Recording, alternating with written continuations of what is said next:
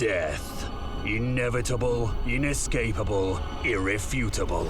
Where there is death, there is fear. And from that fear, the Father was born. The Plague Lord, the Chaos God of disease, decay, destruction, and death by rebirth. Nurgle is undoubtedly the oldest of the ruinous powers, for death and decay are as old as life itself. The garden and its continuous growth and care are chief amongst the Flylord's concerns. That prized garden, diligently nurtured and toiled, stands sullied under the presence of indolent hedonists, seeking expansion for their excessive and decadent domain. These playthings of Slaanesh have courted the ire of Ku'gath Plaguefather, the fetid brewmaster, the rotting poxmaker. Ku'gath's fascination with the breeding of fresh, virulent life has earned him high favor among Nurgle's chosen. Obsessed with concocting the perfect contagion, the Plaguefather returns to the realms of chaos only rarely, but sees such visits as the opportune time to trial his newest plagues on rival demons. Nurglings spew pus and disease as they burst on the knife-edged claws of Slaanesh's Daemonettes, whilst Plaguebearers wade their oozing masses into the riot of ecstasy and infection. At the border of the melee, the Plaguefather mulls, mixing concoctions both of material and mind. This sordid invasion feels to Ku'gath reminiscent of N'Kari, Slaanesh's notorious keeper of secrets. Ku'gath has served Grandfather Nurgle long enough to recognize a feint. A feint indeed. For why else would N'Kari himself not be leading the charge? It is unlike the Arch-Tempter to abstain from giving and receiving the gift of pain. The young god Slaanesh has much to learn in the ways of subterfuge and could stand to study the arts employed and mastered by the great conspirator, with whom Nurgle carries a mutual and enduring contempt. But what schemes could N'Kari be plotting? A full-scale assault on the garden? Unlikely. The feint here would suggest an attempt on Ku'gath's mortal territories. So it is the material realm N'Kari means to blind the Plaguefather to. A valiant effort, but Ku'gath sees the truth eventually. Nurgle may be slow at times, but it's by design. Content with his assessment, Ku'gath means to end this distraction quickly. But first he must contend with Slaanesh's greater demon. This Keeper of Secrets unleashes its Lash of Slaanesh spell, felling a dozen weakened Forsaken with a single whip. The mere act of witnessing the Keeper's power fans Slaanesh's lesser demons into a blissful rapture, injecting them with vigor and enhancing their martial prowess. The affront against the garden lasts longer than Ku'gath had wanted. Indeed, he itches to return to the mortal realms to brew new plagues and discover N'Kari's schemes. In an effort to overwhelm the Epicurean invaders, Ku'gath summons a tide of eager Nurglings. They swarm forth and explode on command, spreading disease and pus across the battlefield. Not satisfied with the explosion, the Plaguefather employs the Law of Nurgle to summon up light boil. This festering, pulsing blister grows up through the ground before bursting in a shower of disgusting fluids.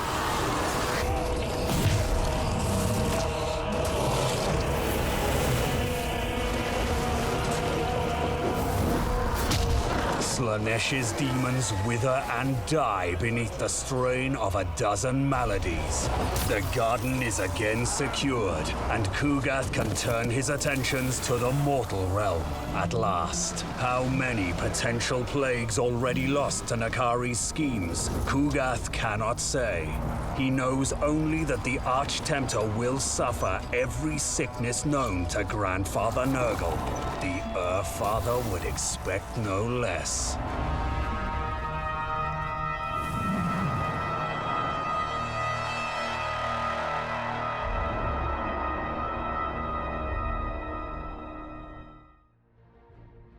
I can feel the warp overtaking me, brother. It is a good pain. Welcome back, my friends, to the realms of chaos, where Slaanesh and Nurgle just met in battle at the Blighted Ravine, giving us our very first sneak peek at gameplay for the Rotfather and the Dark Prince. Some interesting developments here, some gorgeous models, and a lot to talk about, so let's take the plunge into this kingdom of waking nightmares. Let me head off the comments before I inevitably see them pop up, because I usually get dozens of them when covering gameplay like this. Yes, this video was recorded at 30 FPS. No, I do not know why Creative Assembly recorded some of their footage in that manner, but the prompt document we were given literally says it was recorded at 1920 by 1080 at 30 frames per second. So like I've said before, I have no idea how performance will be for the final release. We've heard rumors that they're working on vastly improving it over Warhammer 2, and if Three Kingdoms, and especially Troy, are any indication, I totally believe that. But if you're looking at this gameplay and think it looks a bit choppy, that's because it is. It's recorded natively at half the frames you would normally be seeing from gameplay on YouTube, and even though my upload will be at 60 FPS, I can't inject footage with frames that don't exist. So frame this entire battle with that understanding. Okay, on to much more exciting things. The premise for this battle is that N'Kari has sent an army of Slaanesh into Nurgle's garden to distract him from his plans in the mortal realms. At the beginning, we can see the demonic landscapes, the god of decay, covered in all the imagery and grotesquerie one would associate with Nurgle, and a look at his armies as well. Here's what each force will be bringing to the battlefield. In this one, on the Nurgle side, we have Ku'gath Plaguefather, the Great Unclean One, riding astride his resplendent palanquin throne, carried aloft by a horde of Nurglings, a plague-ridden hero, wielding the Lore of Death, a collection of your standard, run-of-the-mill demons, Plaguebearers, plague drones, all that stuff, and the corpulent Plague Hulk, known as a Soul Grinder, unleashing its phlegm bombardment and jiggling them tiggle biddies is one of the more impressive models on the Urfather side. But the Slaaneshi army is even more interesting. As many have suspected since the first trailer dropped, the Dark Prince has a large collection of mortals in his armies, coming in the form of Marauders, which is likely because Hellstriders provided the base model for CA to work with, much like Skullcrushers did for Cornate Chaos Warriors. Most of their number have a mutated right arm fashioned in the shape of a large blade, and the Hellstriders riding Steeds of Slaanesh will have a variant like that, and a variant wielding Hell Scourges, a barbed, poisoned whip with a bit more range and flexibility. The most surprising element of this particular reveal, though, is that the Exalted Keeper of Secrets model is essentially Shalaxi Hellbane, Monarch of the Hunt, a character from 40k and Age of Sigmar that never appeared in Warhammer Fantasy Battle, and yet here he is. Kind of. Again, demons can exist across all three Warhammer settings, because they are from a realm outside time and space, so there's no canonicity problems here, really, but it's very interesting to see the Exalted Great Unclean One take the model of Radagast Rainfather, and the Exalted Keeper of Secrets take the model of Shalaxi Hellbane. I think that will surprise a lot of people. Moving forward, maybe not so much, but then again, Slaanesh is the last reveal of any of the Chaos armies, so there you go.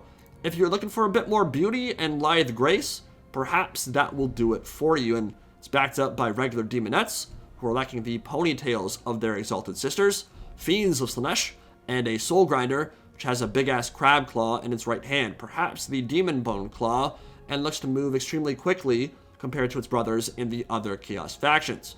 So, as the battle gets underway, one of the first things I noticed immediately is the actual playing space, which appears to be a choke point style battle. Now, it's being used front and center in marketing, so I hardly think this is going to be the standard for all battle maps moving forward, as it's likely one of the better examples they have in store, but still, there's a lot more going on here than your bog standard battle map from Warhammer 2, both in terms of the purely aesthetic element and the gameplay side, where elevation, line of sight blockers, and flanking avenues to the cliffs are all coming into play. Big fan of the more dynamic battle maps like this in the Ogre Minor Settlement battle, which are much more tactically interesting than what we've grown accustomed to in games 1 and 2. By the way, this is not going to be a fair fight at all. In these choke points, the Slaanesh army will have to attack frontally and grind through a wall of regenerating flesh and corpulent bulk, which is not exactly their forte in a faction so highly focused around speed and maneuverability. And both the Nurgle Soul Grinder and Ku'gath Plaguefather are essentially artillery pieces with access to wave clear spells. So with Daemonettes and Marauders getting blobbed up in the front ranks, they'll be taken to Pound Town on the Train of Pain pretty quickly, which is likely something they enjoy anyway, but it's not a great way for them to, win. Essentially, the entire army of the Dark Prince will be marked by Slaanesh, granting them immune to psychology. Even the Hellscourge Marauders, who have a Sister of Slaughter light kind of stat line, although a bit slower than I expected at only 32 speed, will have immune to psychology. So a front line that is immune to terror is a pretty big deal and should help them survive at least a little bit longer than you'd expect from such naked barbarians as the Slaaneshi kind. And Ku'gath will nuke them with Rancid Visitations, a direct damage spell from the lore of Nurgle, which does not appear to be its intended use. It's a 16 Winds of Magic spell for a roughly 1000 damage nuke against enemy characters, like a more potent Spirit Leech that won't be quite so spammable. The overall speed of combat resolution doesn't appear to be much different from the other games in the series here, though. If you're looking for Rome 2 Emperor Edition type battles, this is not going to be your cup of tea, because with all these spells and wave clear abilities and monsters diving in, things happen really fast, and units tend to not survive very long.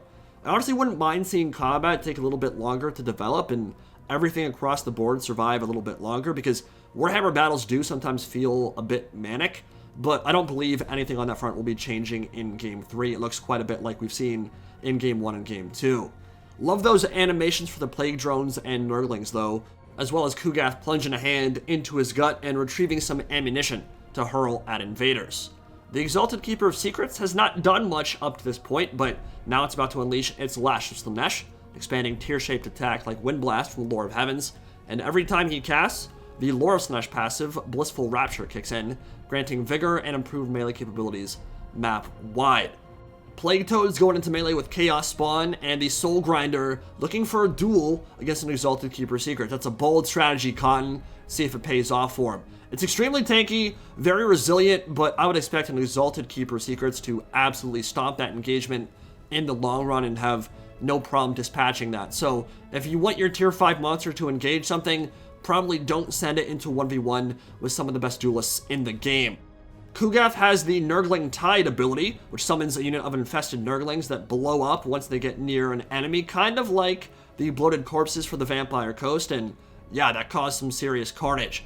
Going into melee now, where he is extremely resilient, massive HP pool, one of the biggest in Mortal Empires, and some spells, some wave clear. This time it's the Blight Spoil spell. Huge explosion area. It's a filthy, pulsating blister that rapidly grows, then bursts, and clears out a bunch of enemies in the AoE.